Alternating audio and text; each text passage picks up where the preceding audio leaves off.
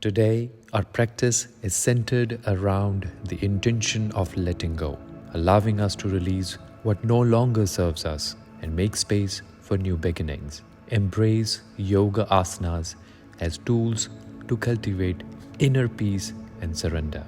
Welcome to day 3 of the challenge.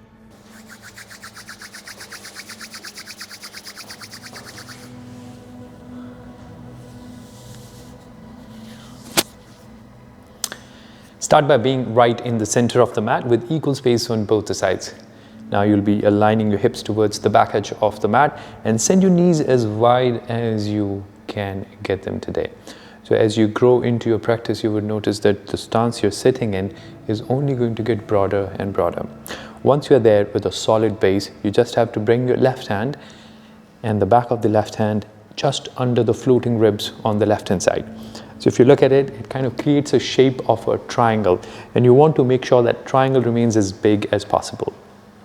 Now just push that elbow pointing in the same direction where your left knee is pointing, which in return is also pointing in the direction where the corner of the mat on the left hand is.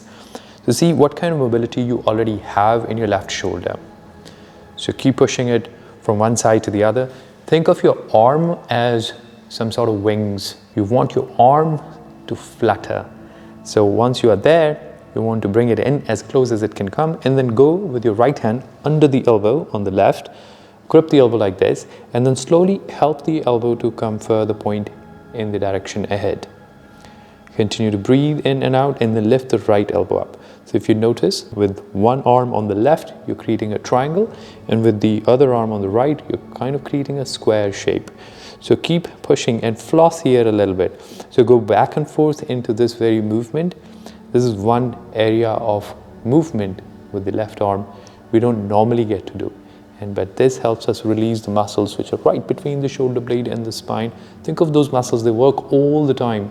Think of the rhomboid, think of the deltoid, think of the trapezius. These muscles, they don't ever get rewarded. So this is how we gain the length of those muscles back. Imagine the space you're trying to create by pushing your arm back and forth like this.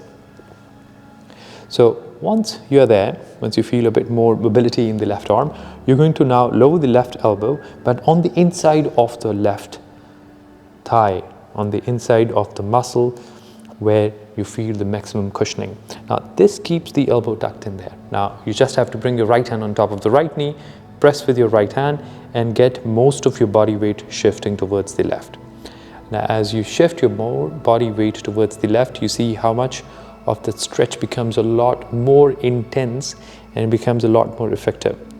But also if you do combine it with a very good quality of breath, inhalation, you will notice how it helps you expand the chest and also beautifully stretches the lumbar region on the right hand side. So feel that expansion by just breathing in deep. So let's breathe in together. And every time you breathe out, you want to add more and more body weight towards the left hand side. Then take a long deep breath in and slowly get the body out of this, back to the center and relax. Always a good idea to take a bit of a break between right side and the left side of the poses, and you can actually feel the difference how your left arm feels right now, because we have worked on it versus the right arm which we are about to work. Now the same thing on the right. So keep your forearm and your hand and your wrist in one straight line with each other. Once you're there, you're going to go slide the hand back, hide it behind the body, and the back of the hand will be touching the floating ribs just right under. Now there's nothing to worry about if you have a different range of motion on the right versus the left, which is perfectly fine and natural. You may not, if you're right-handed, you may have more muscle development on the right hand side of the body, so that translates into a little bit less flexibility, which is totally fine and perfectly okay. You can also see it on my side, and then my left elbow will be able to come a bit further forward versus my right. So this is totally natural, it's perfectly fine, there's nothing to worry about. So flutter your arms like wings, and then go grab the elbow from underneath to give it a little bit of a passive stretch. So you're going to pull it in closer, as close as it can come. Just make sure that you have your chest and your tummy still facing right in front, and you don't want to turn the torso. So keep the chest exactly where it is and keep flossing it here. And you understand the pain. It's actually the sensation of stretch But if it gets too painful, if you feel that it's straining the shoulder, you just simply release the pressure and continue with more gentle movements. You can totally move your elbow up and down as well. It's like having an internal massage all by yourself. Think of the muscle work that you're getting, the length the muscle fiber is gaining, and precisely here, right between the shoulder blade and the spine, is where exactly you get to feel the muscle gaining the length. And then slowly when you breathe out, you just have to lower this one down on the inner side of the thigh. See where the maximum cushioning of the muscle is. Keep it tucked in, and then from there bring your left hand on top of the left knee, press with your hand down till you get the entire length of the left arm. Once you have the entire length of the left arm, pull the chest further away. You could totally even add the weight of the head rather than holding the neck stiff. You want to add the weight of the head.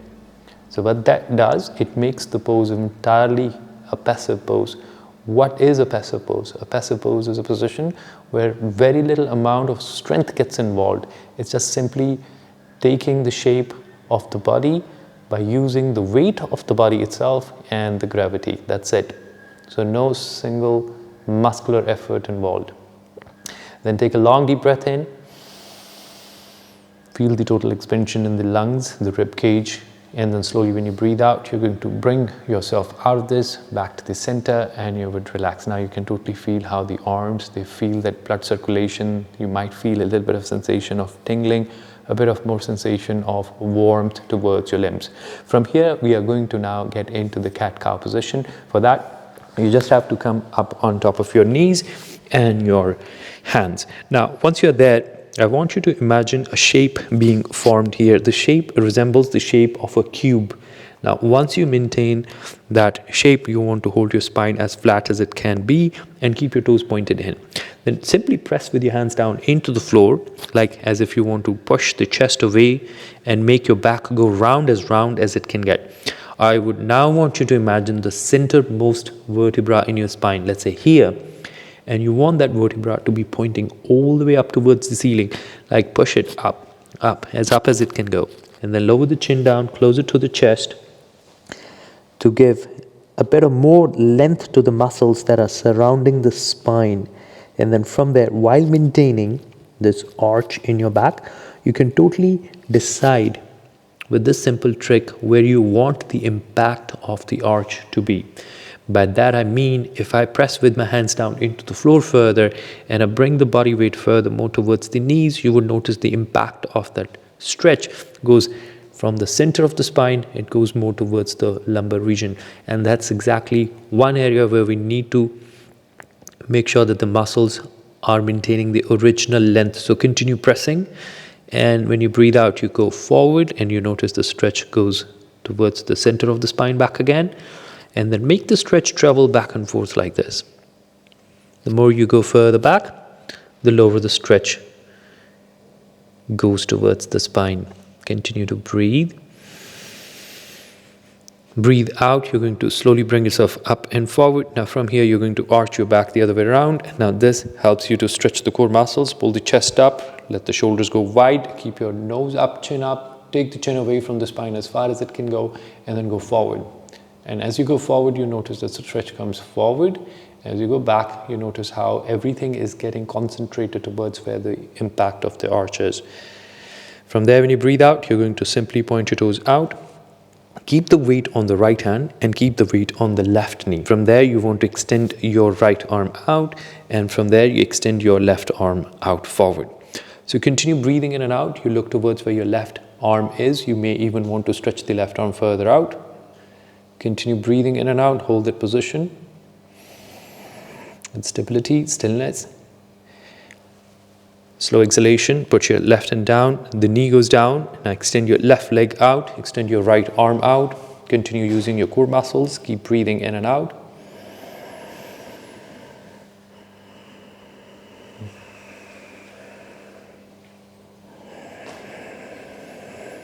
And then slowly when you breathe out, you're going to lower both your hands down onto the mat and relax. Now from here, keep your knees together and fold yourself into the Vajrasana. Now, once you're there, you're going to simply bring both your hands down by the side of the hips here and press yourself down. Bring your hands down by the side of the body. Make a pillow with your hands, so one hand on the mat and the other hand on top of it. Slide the elbows away from the body. Place the forehead down and relax. As you relax here, just simply unwind and pay attention towards the sound of the breath.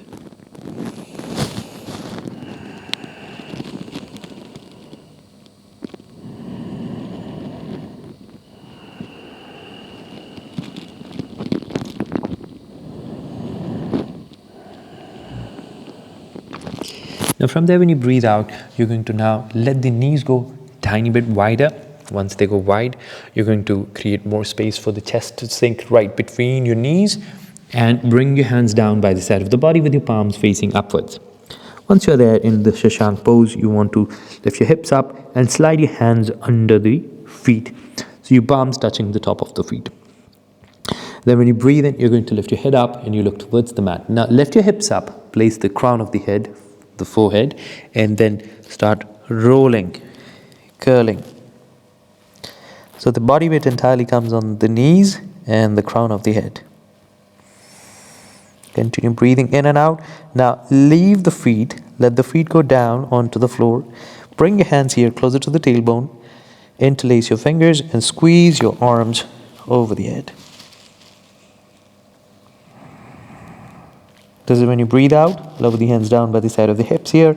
Bring both your hands down by the side of the shoulders. Press against the floor and slowly come out of this back to the center, and you'd relax. Now from here, we are going to simply extend the left leg out in front. So extend your left leg out in front here and bring the right on the side of it. Now from here, you want to bring the right foot over the left knee like this. And now notice how the joints are placed in space with respect to each other. So the left foot, toes neatly pointed in towards the body. Notice where the right knee is. So the right leg over the left, and also it's important to make sure that your foot stays close to the knee, not the thigh, towards the knee, because when you keep it close to the knee, it will have more play, and that's exactly what we are going to need. So you want the knee, the right knee, to come close to the left shoulder. So bring it as close as you can to the left shoulder.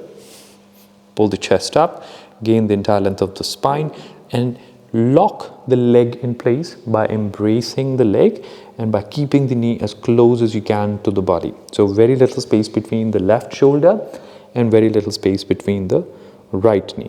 Now shifting the body weight towards the left, you're going to now bend your left leg. So bending your left leg, see now this foot placed here prevents the knee from going away from its original spot. So you want to maintain the entire length of the spine here by pressing the tummy further up. This is when your right arm comes handy. So you bring the right hand here down by the side of the hip here, press with your palm down into the floor till you get the entire length of the spine. So I want you to understand this movement. Now, the more you push into the floor, the higher your pose becomes, the longer your spine becomes, and this is essential to make sure that you have the entire length of the spine before we even plan to twist it. So look over the right shoulder, look as far as you can, and continue to breathe in and out. That's when you breathe out, you're going to come out of this and relax. Now this is the most basic version of the spinal twist. As we grow into the practice, the spinal twist will become more and more interesting, more intricate, a lot more details will be added, but for the moment, since we are starting with it, this is one way to go. So you're going to extend your right leg out in front and drop the left leg down.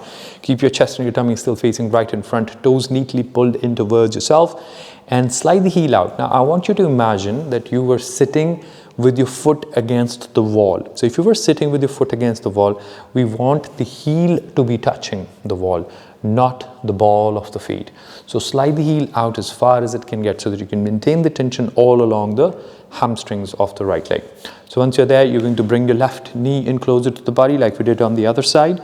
And this is how then you would let the foot go over the knee.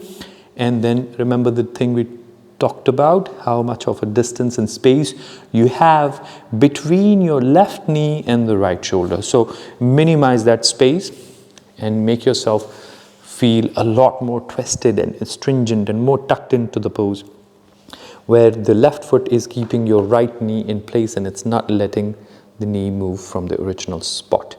and pull the chest up and keep rolling your left shoulder further back and now shifting your body weight a little bit towards the right. You're going to now bend your right leg and it kind of wedges under, it tucks under. So you don't have to keep it away, you don't have to keep it under the foot, it just wedges under in a way that it makes both the sit bones touch the floor at all the times.